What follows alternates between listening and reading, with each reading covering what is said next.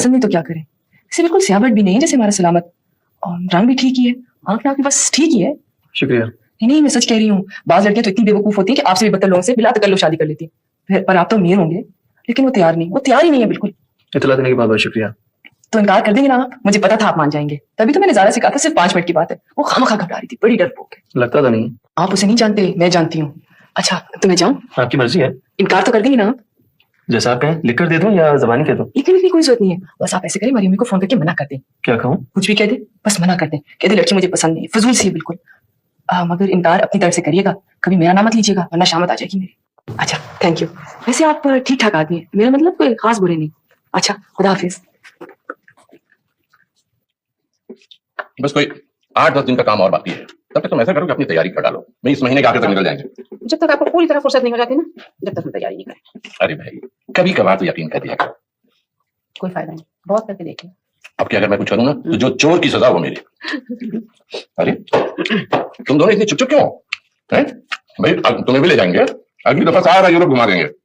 इस मरतबा तो इम्तहान अटक गया ना। देखो तुम लोग अगर बहुत परेशान हो रही हो तो हम लोग जाते हैं कुछ दिन। नहीं वैसे मेरे इम्तिहान अब अगले महीने ही है और अब्बू की छुट्टियां खामखा बेकार में जाएंगी, आप लोग जाए। तो इतनी चुप क्यों हो, बोल रही हो? नहीं बोल क्यों होते? देखो सलमा फूफो भी आ जाएगी, उनकी बेटियां होंगी, और भी हमने सबसे कह दिया है सब लोग तुम्हारा ख्याल रखेंगे। वो वाली फूफो वो तो बहुत डांटती हैं। बुरी बात है सनिया, बहुत बुरी बात है। नहीं अभी हम रह लेंगे, तुम्हारे पे तो किसी बात का असर ही नहीं होता। देखो तुम दोनों के रिजल्ट आ जाएं, फिर तुम्हारे अब्बू ने क्या क्या प्रोग्राम बना रखे हैं, सुनोगी तो दंग रह जाओगी। बताएं बताएं ना। भाई मैंने सोचा है कि ज़ारा को इतना शौक है, इतना टैलेंट है उसमें, तो इसे पेरिस के स्कूल ऑफ आर्ट्स में दाखिला दिलवाऊंगा। पेरिस में? जनाब पेरिस में। जरा गौर कीजिए, कहाँ आप और कहाँ पेरिस। क्यों पेरिस में ऐसी क्या खास बात है? लेकिन क्या मैं वहां पे फिर अकेली जाऊंगी? जी नहीं, पूरा मोहल्ला जाएगा वहां तुम्हारे साथ। देखो सब आपको नहीं देखो ज़ारा, वहां डरने की कोई जरूरत नहीं है, शानदार से हॉस्टल में रखूंगा अपनी बेटी को। हाँ थार्ड से पढ़ना, फिर वहाँ अंकल अशफाक भी तो है एम्बेसी में, चाहो तो उनके घर जाकर ठहर जाना, फ्लैग वाली गाड़ी में घूमती फिरना। खुदा की कसम कोई आज मुझसे कहे तो सब कुछ छोड़ छाड़ कर 1 मिनट में चल दूं मैं। जी जी जी जी जी नहीं ऐसी तो कोई बात नहीं है। खुश नहीं हुई कोई? नहीं मैं तो बहुत खुश हूँ अब्बू, बहुत खुश हूँ। अच्छा जी। तो फिर घबरा क्यों रही हो? घबरा रही नहीं, मैं घबरा तो नहीं रही, खुशी के मारे ऐसे हो रहा है अब्बू जी। अच्छा सिर्फ खुशी को। और तुम्हारे लिए मैंने सोचा है कि तुम लंदन में पढ़ोगी। रियली अब्बू, यू सो स्वीट। तुम तो मेरी तीसमार खान बेटी हो, सारे लंदन को सर पर उठा लोगी। जी मैं कह चुकी। कुछ परेशान हो तुम लोग? तो कुछ ज्यादा परेशान हो तो हम अपना प्रोग्राम बदल देते हैं। नहीं जाते? ऐसी कोई बात नहीं है, तुम्हारे साथ ही चलेंगे। नहीं बिल्कुल नहीं। फिर क्या बात है? कोई बात नहीं है, कोई बात नहीं। सनिया नहीं अब्बू बिल्कुल ठीक है, बिल्कुल ठीक है, बिल्कुल ठीक है ठीक है।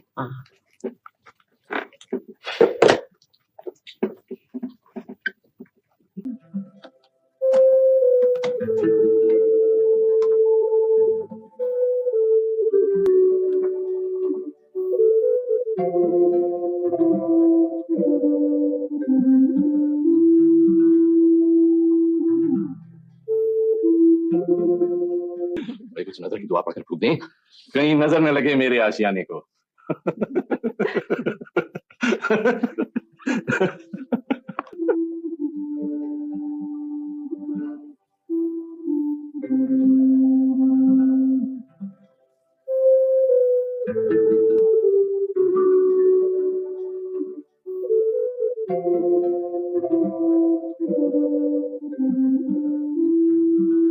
अरे वाह वाह, कमाल हो गया, ये मेरी बेटी ने तस्वीर बनाई है। अच्छी है ना अबू? बहुत अच्छी है, इतनी अच्छी तो मैं भी नहीं बना सकता हूँ। पर जरा थोड़ी सी गंदी हो गई है। कहाँ गंदी हुई है, ये तो बहुत प्यारी तस्वीर है, मैं इसे फ्रेम करके अपने कमरे में लगवाऊंगा।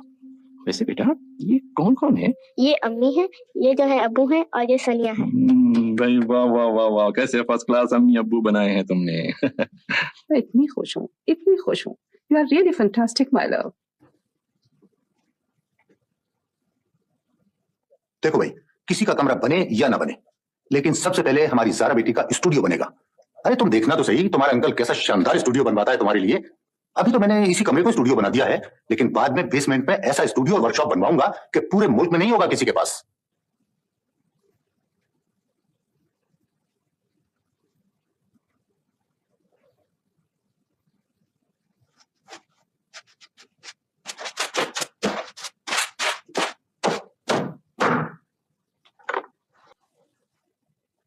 टाइम क्या हुए? 10 बजे। कहाँ जा रही हो? अब उठ रही हो तो नीचे नाश्ते पर चली जाओ, आनी इंतजार कर रही है। तुम कुछ छुपा रही हो मुझसे? क्या मतलब? जहाँ जा रही हो वहां का कोई नाम है? नाम तो है, मगर ऐसा नहीं जिसे सुनकर तुम खुश हो जाओ। मेरी खुशी को चूल्हे में डालो। तुम दुनिया का कोई भी नाम लोगे ना तो मैं खुश नहीं होंगी, लेकिन तुम मुझे बताए बगैर कहीं नहीं जा सकती। सोच रही हूँ एक दरवाजे पर और दस्तक दे लो। खबरदार, कोई जरूरत नहीं कहीं जाने की। इतने दरवाजों पे दस्तक दे चुकी हूँ कि अब एहसास ही बाकी नहीं रहा। सोचती हूँ एक और को आजमा लो। कोई जरूरत नहीं है किसी को आजमाने की। सुनो, इस तरह लोगों को आजमा कर उनके असल चेहरे देखकर मुझे बहुत इत्मीनान हो रहा है। याद है बचपन में जब हम अपने टूटे फूटे खिलौने खिड़की से बाहर फेंक देते तो कितना इत्मीनान होता था। बिल्कुल वही कैफियत है। मेरा जी चाहता मैं इन सबको कत्ल कर दूं जिन्होंने तुम्हें मना किया।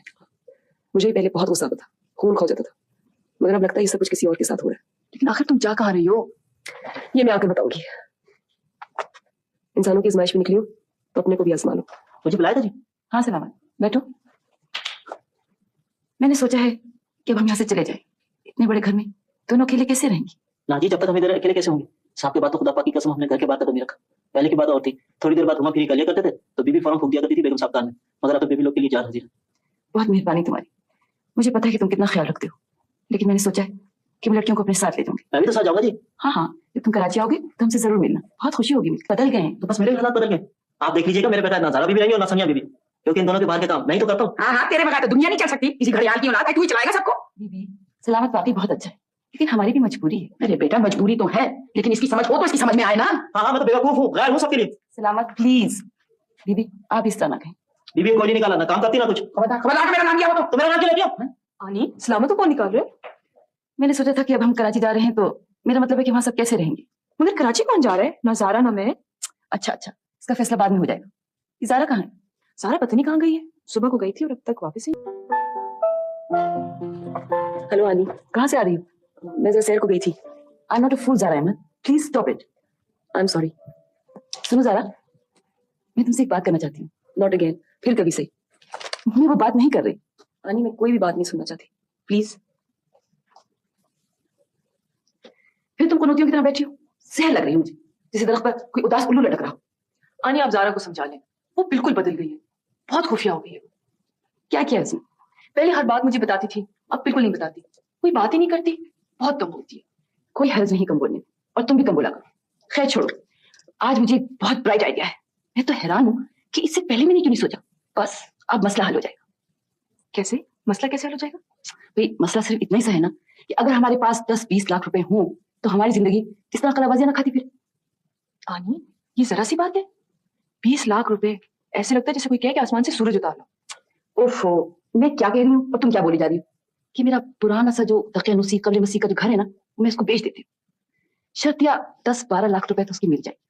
बाकी रहा और पैसों का मसला, तो जो मेरे भारी भारी बेतुके से गाय भैंसों वाले जेवर है ना बैंक में पड़े, उन्हें भी बेच देती हूँ। वो भी दुआएं देंगे, चलो सवारत लगे। नहीं आनी, ऐसा नहीं हो सकता, ये बिल्कुल नहीं होगा। बकवास नहीं करो, इतना तो ब्राइट आइडिया है। आप ज़ारा से ये बात कहें ना तो देखें क्या जवाब देती है। अच्छा, तो मैं गैर हूं, अलग हूं। नहीं आनी, ये बात नहीं है, लेकिन एक घर को बचाने के लिए एक और घर बेच दें, अच्छा नहीं लगता।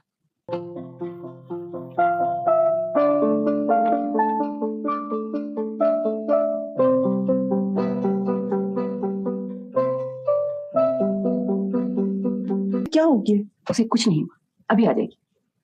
कभी कभी ऐसा होता है कि जी चाहता है कि कोई आवाज सुनाई ना दे, किसी की सूरत नजर ना आए, वक्त और माहौल सबसे बेनियाज हो जाए। ज़ारा का भी यही हाल है। अगर वो खुद अपने आप से समझौता करेगी तो इस कैफियत से निकल आएगी, लेकिन अगर हमने उसे जबरदस्ती निकालने की कोशिश की तो फिर वो कभी नहीं निकल सकेगी।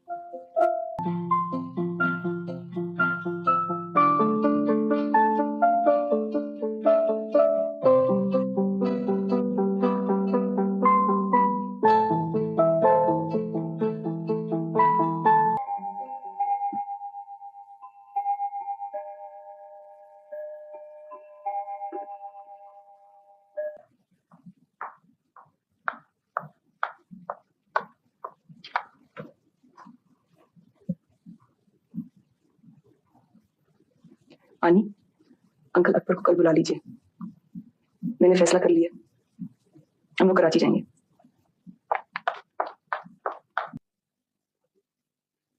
अबू, आई एम सॉरी। आपने कहा था कि ऐसा होता है कि वक्त का कोई लम्हा तकदीर के फैसले की घड़ी होता है। जिसकी इज्जत में आए हुए लोग उसी फैसले के पाबंद हो जाते हैं। तो जिस घड़ी इस रोज हम अपने घर से निकले थे वो हमारी तकदीर के फैसले की घड़ी थी।